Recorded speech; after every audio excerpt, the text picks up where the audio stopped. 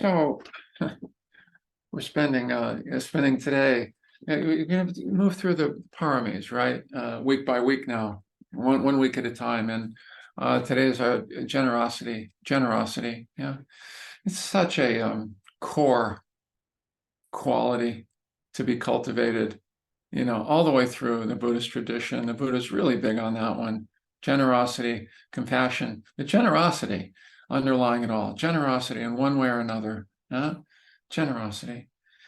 And neuroscience can occasionally offer something that's kind of obvious, would be kind of, oh yeah, of course.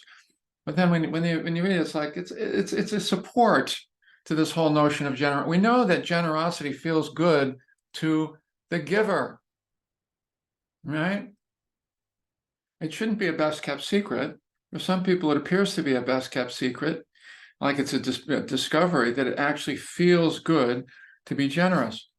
Well, they did a number of studies and found out that when someone is about to donate money, the neurons fire in the brain, associated with well-being, associated with happiness, associated with satisfaction. Neurons fire in the brain prior to the actual donation. And I was thinking about this with regard to speech. Generous speech. I don't often think of, we work with speech in a lot of ways, but generous speech. What is generous speech? And it made me reflect a bit. I'll give you a couple of examples. What I consider to be generous speech. I had a big flash on my family of origin. It's been one of the jewels in my family of origin, which over time I have come to appreciate more and more, and just in terms how rare this jewel is. It was kind of what I grew up with. There were a lot of, it's not the only thing, but there was what a jewel this was. And it started with my grandmother. This was like one of the reasons why when I see my grandmother's face or bring that to mind, I'm filled with gratitude. She was such a kind woman. But she always used to say, now this wasn't one of those old sayings. Maybe you've heard this old saying, back then. But if you don't have something nice to say, don't say anything at all. No? Anyway, we can look at that in a number of different ways. Like, well, that's of course, that's a good idea.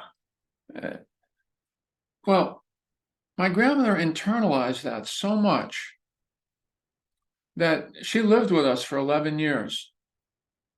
She lived with us for 11 years. This is not like the grandmother just coming over and playing with the grandkids. She lived with us for 11 years. Never once did I hear her say something not nice. Never once did I hear her say something negative about anyone or about anything. Never once did I hear her complain. Including when she was dying from a terrible cancer.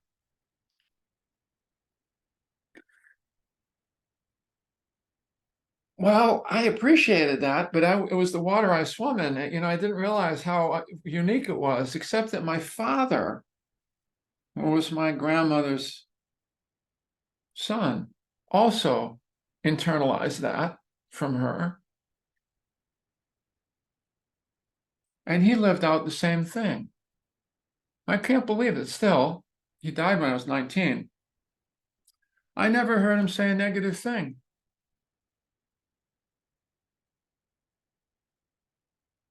He was a quiet man. Now, this doesn't mean, look, there can be different forms of quiet too, right? Stoic, anger underneath the surface, blah, blah, blah, blah, blah. No. There was a spirit of kindness there. And I worked at he owned a machine shop. It was a working class machine shop. He was the owner of it. And I worked there for a couple of years, and I saw him at work. He never spoke unkindly. He never raised his voice. He never raised his voice. And my sister, third generation now, she's often here. She might even be here this morning. Melanie, are you out there? She If you ever is. see it, you see a Melanie out there, that's my sister. She's there. She's right there. Raise your hand, wave that hand, sister. My sister inherited this as well, and I've known her my whole life. And she refuses to say something negative about anyone or anything. It's the most stunning thing. And her son, a fourth generation, my nephew, has internalized that. And I can't get him to say a negative thing about anyone or anything. And he's got 3 sons, and that's the 5th generation. And I don't know them well enough yet, but we'll see. We'll see about that. We'll see about that. Now, what I want to say to you is, in full disclosure, I don't share that part of the lineage. You know, I've been surrounded by it my whole life in my family. And for me, that's still a work in progress. You know, I get grumbly sometimes. I get, you know, and then Susan, and then we do this thing late at night, which you hear about, you know, gratitude practice, which is basically, if you don't have something nice to say, don't say anything at all. We both, we both do that, right? But actually, what I've been reflecting on, it's been over. What am I going to talk about with generosity this morning? Like, that is generous speech.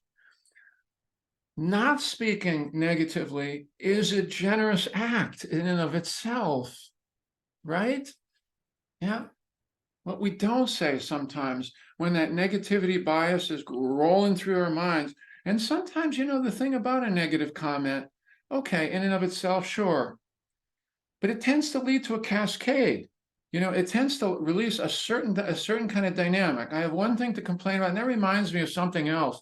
And that reminds me of some other way that somebody isn't doing the thing the way I wish they should. And it can become like a whole little mini rant, you know? And so a commitment, a bit more of a commitment. I'll just encourage you to practice it from time to time. To actually try to go a whole day without saying something that isn't nice or neutral. I mean, of course, there's a lot of neutral stuff that's in this space, but actually not speaking something negative as an act of generosity, Yeah. And sometimes what we don't say is generous. Sometimes when I practice it at all,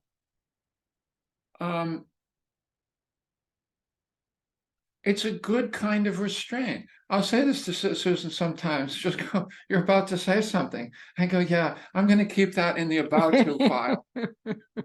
Yeah, because it's going to be slightly negative. You know, nothing. But it actually feels good. It actually feels good. The neurons of satisfaction are firing in the brain because it feels good to not say something that wouldn't be the nicest thing to say. It's actually a satisfying kind of mini renunciation, you know, to simply be aware of what was about to come out of my mouth, to go, I'm just not going to say that one. And in making that decision, it also cuts the chain of negative thought in my own mind. Yeah, I'm interrupting that one. I'm not bringing that into speech. And therefore, the next one doesn't come to mind either. It sets my whole mind in a slightly different, more positive frame. You know, that's been my experience with it. You know, so it becomes itself a mini act of generosity. It's a mini act of generosity because it's also not going to start that little cascade of unwholesome chemicals rushing through my bloodstream. It doesn't take long to start to get into that mood, you know, right? You know, it's just one of those moments of pause, you know, right at the beginning, a mindful pause about what we're about to put out there, you know, pause and choice. Do I want to say it? You know, is it useful? You know, all the usual things. Is it useful? Is it timely? Is it kind? Is it relevant? Is it positive? Yeah, is it positive? And sometimes the restraint there, the mini restraint, is a mini act of generosity for self and the other, for self and the other. So,